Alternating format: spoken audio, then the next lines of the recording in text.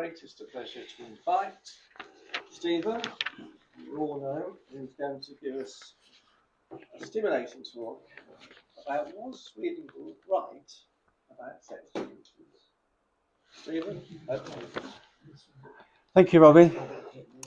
Well, I was saying earlier, I'm not going to be as passionate as Michael.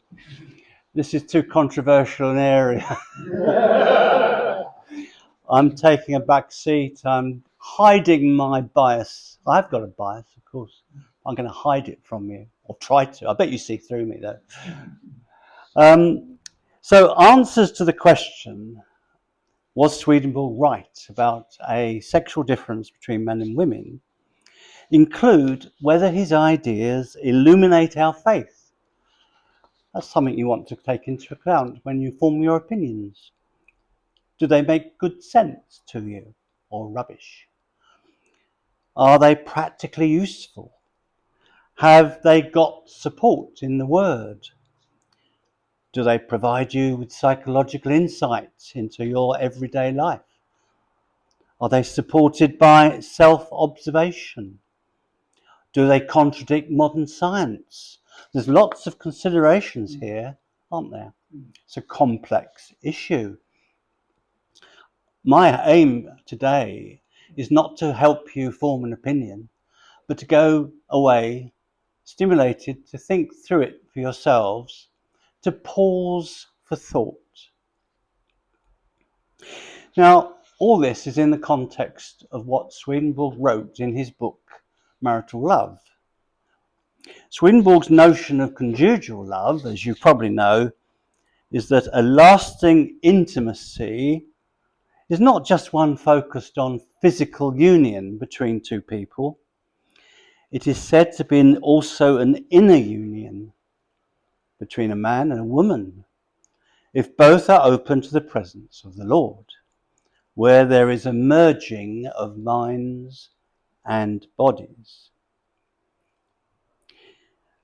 Now, he wrote the book in the 18th century, and it appeared to be controversial at the time. Controversially liberal, actually, in those days. So, what happened? Its appearance caused a furore in Stockholm. People there were scandalized when they got copies of the book, and further copies were seized at the port of Norrköping and were confiscated. But today, at least on the face of it, in the light of contemporary sexual politics, the book is very controversially conservative, as opposed to controversially liberal. And were the book to be widely known today, it would probably Swedenborg would probably be seen as sexist, even homophobic, and very conservative regarding a whole range of issues he raises in his book. All, in my view, out of keeping with commonly held views today. Now, in my lifetime, as in yours probably, there's been a sea change in society over sexual politics. Feminism, LGBT rights. I didn't know about those when I was younger. It's all news to me. And in recent years, I've noticed a deafening silence in new church circles worldwide. Now, there may be good reasons for this, or maybe bad reasons for this. I'm not sure. On the face of it, Swedenborg seems to suggest that a person being male or female cannot change, even after death. That men and women are not equal. That only love between two partners of the opposite sex is conducive to a spiritual union between them that he calls conjugal love. And that this spiritual union between the partners is necessary for spiritual growth in each partner. That's how it seems on the face of it.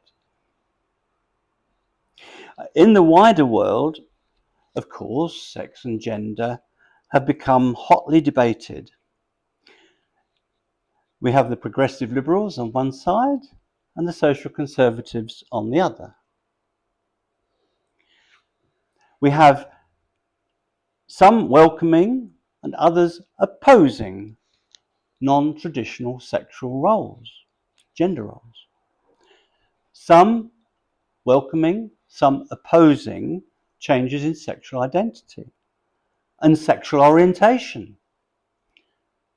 And people get quite insulted, angry, and very rude. At one extreme, tough-minded traditionalists who don't like political correctness dismiss concerns about the impact of gender pronouns on people's feelings. And at the other extreme, tender-minded progressives pour scorn on simplistic solutions to complex issues. And we in the United Kingdom New Church have not been immune, in my view, to the toxic emotional climate of the culture wars. New Church people in this country and across the world have not been unanimous as to whether or not, or certainly in the past in this country, whether or not to ordain women, and still that is the case in the general church in America. Let alone have we been unanimous about blessing gay people in church, let alone marrying them in church. And we haven't been even starting to discuss the issue of transsexual individuals being ordained. So it seems to me that we are embarrassed, ashamed sometimes, because much of Swedenborg's teaching on conjugal love seems to run counter to today's prevailing Western culture. So we either doubt what he says, or we're too embarrassed to talk about it. Now, to my mind, the central issue of all this is whether males and females are inwardly different, as he teaches, hence the title of this presentation. Was Swedenborg right about a sex difference between men and women? If we say, yes, he was right, how do we know? How do we know he was right? And if we say, no, he was wrong, how do we know he was wrong? Now, of course, he himself would have been the first to warn against anyone thinking they are right and everybody else is wrong. He understood that things aren't always what they seem. From his perspective, as humans caught up in our proprium and everyday concerns, we tend to judge with our eyes instead of our minds. This makes us vulnerable to life's illusions. Now, we all have had personal experience of our own lives, of our families' lives, our friends' lives. And that personal experience can influence our attitudes.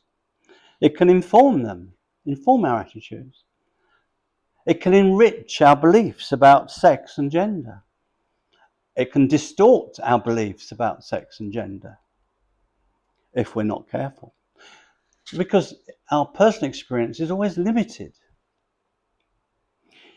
Critical reflection and exposure to different views, I think, are key to forming a balanced and, most importantly, a compassionate understanding.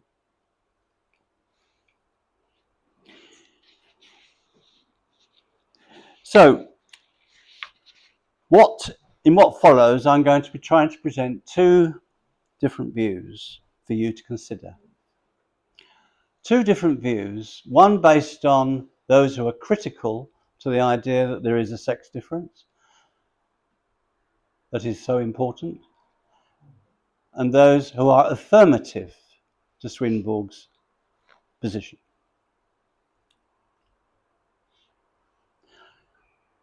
And I'm going to do this in 11 different ways.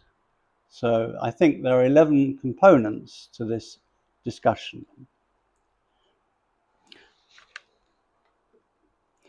So, as I say, the challenge is to examine the matter calmly, not to enter the emotional fray, please, of the culture wars, but to engage our rational minds, our moral wisdom. And Swedenborg is not saying women don't have moral wisdom. We need to reflect on his book. Firstly, in the 18th century, that was 300 years ago, wasn't it? Things have changed a bit since then in terms of gender roles in society. And so, is his description of sex roles outdated? Well, the critical view is yes, of course it is. For example, he wrote, "Some people can think and talk well, but still not write well, as is frequently the case with the female sex."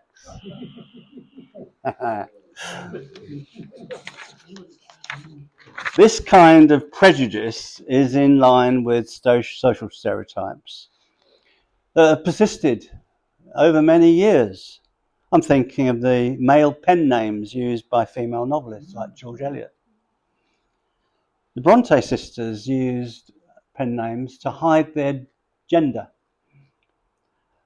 I believe J.F.K. Rowling has done the same. So it's persisted, hasn't it, this bias? The affirmative view, however, is okay, we'll go along with that criticism, but what we'll say is that his theological points transcend time. Admittedly, his examples are drawn from his cultural context, but the spiritual principles he aimed to illustrate, such as complementary but different dispositions in men and women, such spiritual principles remain meaningful. Second question. Does modern sex equality make his views untenable? Well, the critical view is yes, his polarized view of sex-related abilities is discriminatory and sexist. He claimed women cannot attain men's intellectual wisdom. Now, contemporary experience shows that both sexes are capable of leadership and deep thought. Okay, what does the affirmative view say? They say no, his views are not untenable. Valuing difference doesn't mean inequality. Just as electricians and plumbers have different skills, we value them both. Women may offer a humanizing presence in male-dominated fields, which illustrates his point that differences lie in disposition, not in value. You're going to have to make your own minds up about all these questions. I'm not trying to tell you what to think here. Was Swedenborg's view patriarchal? Well, according to the critical view, of course it was. He was living in a patriarchal society. His focus, if you read his book carefully, a lot of the illustrations are from a male perspective. I think that's true. The affirmative view, however, is that no, his view is not patriarchal. He honors the unique spiritual role of women, stating even so as to state that conjugal love is inherent in women and not in men, and that women possess a deeper perception of love than do men. And he even acknowledges his own male limitations by consulting angelic wives into their insight.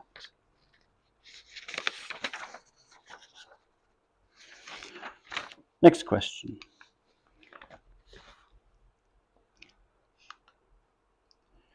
Are the sex differences Swedenborg describes too wide? Yes, says the critical view. Compared to the 18th century, the sexes these days are now seen as much more mentally and emotionally alike than then. Modern research shows significant overlap in personality traits across sexes. His statements are excessively categorical. For example, have I got this written down? Yes, he wrote, "It is masculine to perceive from the intellect and feminine to perceive from love."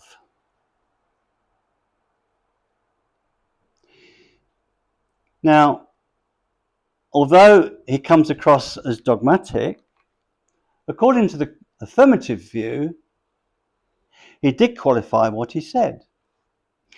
He acknowledged that both men and women have understanding and affection, but in different proportions. Apocalypse explained 1121. A man is born to be the understanding of truth, consequently that predominates in him, and woman is born to be the affection of good, consequently that predominates in her. So according to the affirmative view, this is a question of what is more, what is stronger, which inclination is stronger, which disposition is stronger. They also argue that Swedenborg focused on inner traits that are more apparent in private life and not in outer traits. In other words, we might argue that the sex differences are binary in relation to inner spiritual disposition, although there is a lot of overlap in outward personality traits between men and women.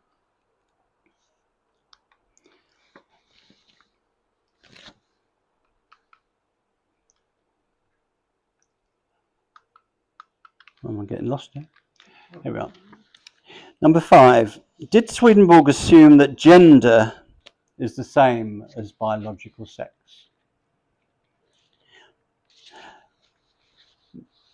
Yes, says the critical view. Today, the social sciences widely assert that gender is a social construct. Meaning is shaped by cultural norms, by social expectations, and by historical context, rather than being determined by biology. For example, if you grew up at home with a stay-at-home mum and your dad went out to work, you're more likely to have a traditional idea of gender roles for women and men. But the opposite would be the case if you were brought up within a family where the mother went out to work or was a single parent mother. So any average differences found are thought to result from cultural conditioning rather than any innate traits that Swedenborg's on about. So he often wrongly attributed traits like emotionality to women and rationality to men as if they were biologically fixed, reflecting the binary thinking of his era. If he had said it were feminine for feeling and desire to reign, and masculine for the understanding to reign, could these traits not be found regardless of the sex of the person? So, according to the critical view, sex and gender are different things. However, according to the affirmative view, even today, the nature-nurture debate is ongoing. It is difficult for science to disentangle the effects of social learning and inherited disposition. Some scholars, more likely in fields other than social science, argue for the continued relevance of binary categories. And even in social science, there has been found some consistent psychological differences between men and women across different cultures, across different societies. For example, women compared with men in many societies, show more compassion. They're more polite. They are less emotionally indifferent. They take less risks and are less directly aggressive. Perhaps, as I said before, it is the outer differences that lie on a spectrum, whereas the inner differences between males and females, which are less easily noticed, are inherited and binary.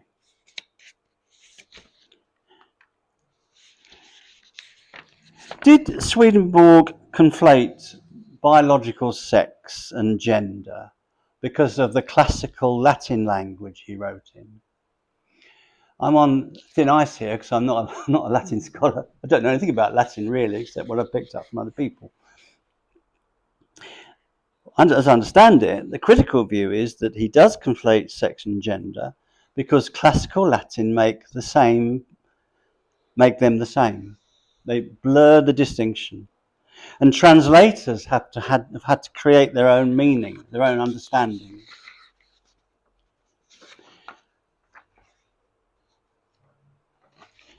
The affirmative view is that the way Swedenborg wrote in classical Latin doesn't make sex and gender sound the same. For example, in Conjugal Love 223, he wrote, the male sex does not have any conjugal love inherent in it, but conjugal love is inherent only in the female sex and is transmitted to the male sex from it. The masculine form is an intellect-orientated one, and the feminine form a will-orientated one. And the Latin, from which that is the English translation, the Latin is shown underneath. I'm not going to try and pronounce it, but you can see the term sexum masculinum is used, and that is distinguished from forma masculina, which refers more to the gender, I would suggest.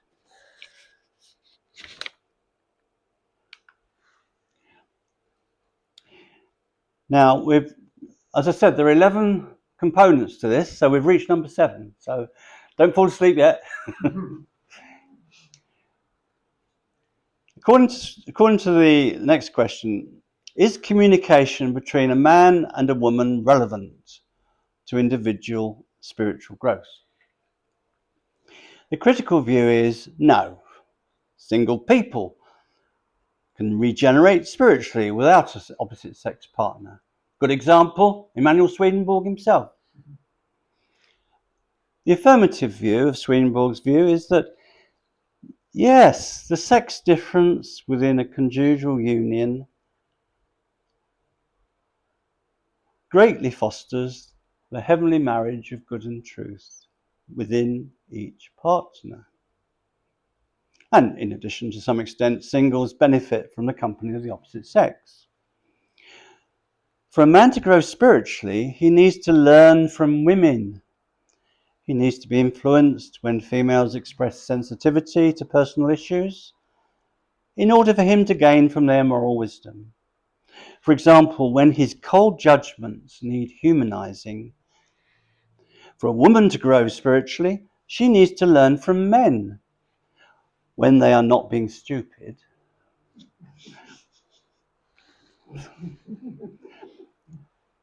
She needs to take into account any rational ideas she finds which may not immediately tune in with her natural feelings.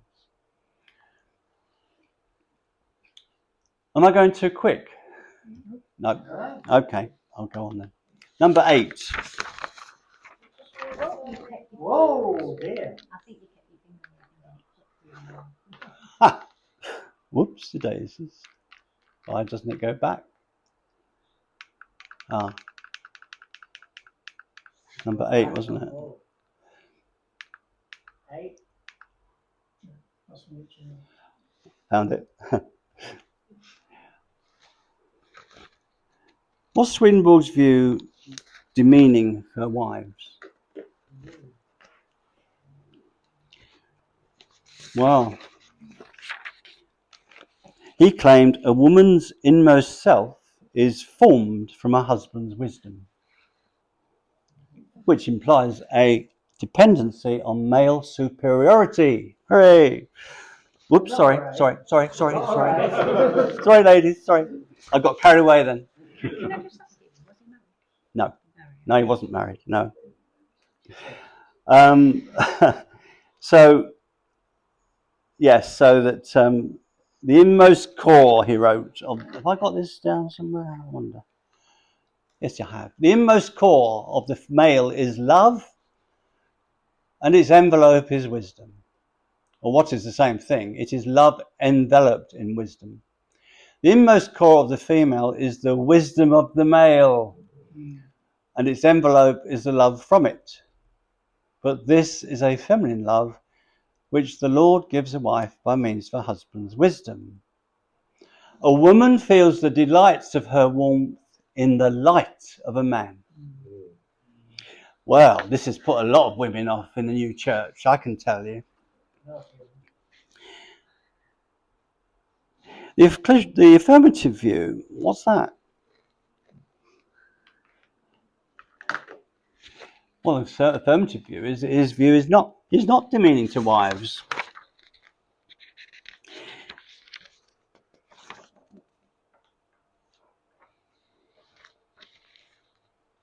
He wrote that just as a woman benefits from a husband's understanding, so a man benefits from his wife's feeling. So he's describing a mutual transformation. So just as it's not demeaning for a man to adopt his partner's warm feelings, it's not demeaning for a woman to adopt her partner's head perspective. When a couple are close, the argument goes, the wife is intimately exposed to her husband's thoughts. She can make use of rational aspects of them, if different from her natural perception. She wants to bring something good about his ideas to life. And the husband's understanding of what he has discovered is enlivened by his wife's love of applying it.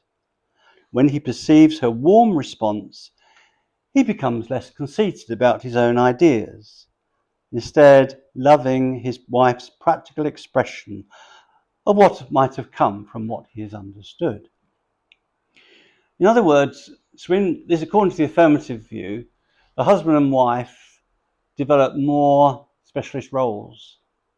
He more head, she more heart. But paradoxically, they become closer because he wills what she feels and intends, and she understands what he thinks. It's a very idealistic view of marriage, and Swedenborg himself said it didn't exist much in the 18th century, and we've got to wonder to what extent it exists in the 21st century as well, to be honest, but it's not for me to judge. Next question. Is there any biblical support for all this? Either way? Is there biblical support for Swedenborg's claims about sex difference? No, according to the critical view. Scripture uses male and female figures symbolically, not literally. Males represent matters to do with truth and its understanding in the Bible, and females represent matters to do with good and its intention. Correspondence in the word is only for representing the meaning of these spiritual realities in a way that is less abstract and thus more accessible to us. First book of Genesis simply states that God created them male and female for procreation, with no mention of any other psychological, natural sex differences between male and female. On the other hand, the affirmative view is that, yes, the Bible does support what Swedenborg claims. The principle of correspondence is relevant to the natural world as well as to the Word. It's relevant to creation as well as to revelation. Female and male correspond to love and wisdom, the two discernible sides of the unity of the one divinity. And this correspondence is found not just in the divine revelation, but is found in the divine creation, and thus in the nature of ourselves. So the argument goes, the reason is that the divine inflows into what corresponds. Divine wisdom flows into what corresponds. Divine love inflows into what corresponds.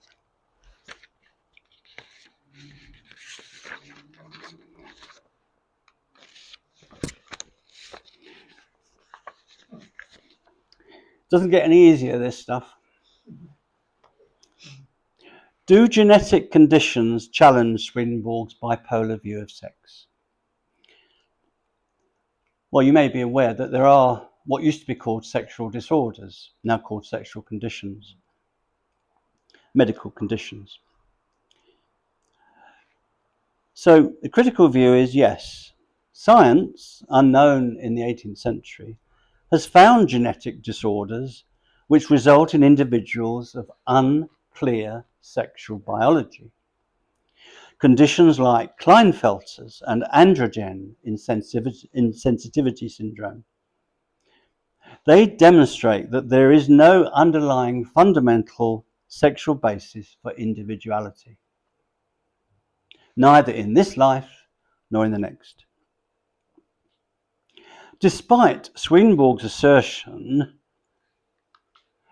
masculinity in the male is masculine in every part, even in the least part of his body, and also in every idea of his thought, and in every bit of his affection. So too with femininity in the female. And because one cannot, as a consequence, be converted into the other, it follows that after death, a male is still male, and that a female is still female. According to the affirmative view, however, despite these rare medical conditions, almost everyone is unambiguously male or female in every cell of their body, where there is either an XX sex chromosome or an XY sex chromosome. Such exceptions as Klinefelter's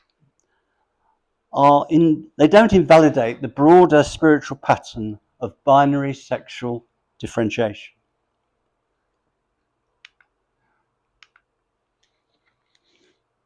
The final point I was going to raise was that to do with transgender experiences. Do these refute Swedenborg's position? The critical view is that yes, they do. A strong feeling of unease that one is trapped in the wrong body shows a disconnect between biological sex and felt gender, suggesting that they're not the same. This is more the case because most of these people do not have any identifiable genetic condition. The affirmative view, however, is no.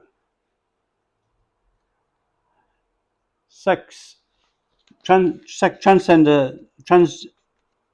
experiences does not refute Swedenborg's position. He did not write about those who these days identify in this way, but he did report on spirit communities with illusions that can remain associated with us if we let them. So we might interpret transsexual feelings as resulting from spiritual illusions, not truth. Illusions that are divinely permitted under providence to protect human freedom.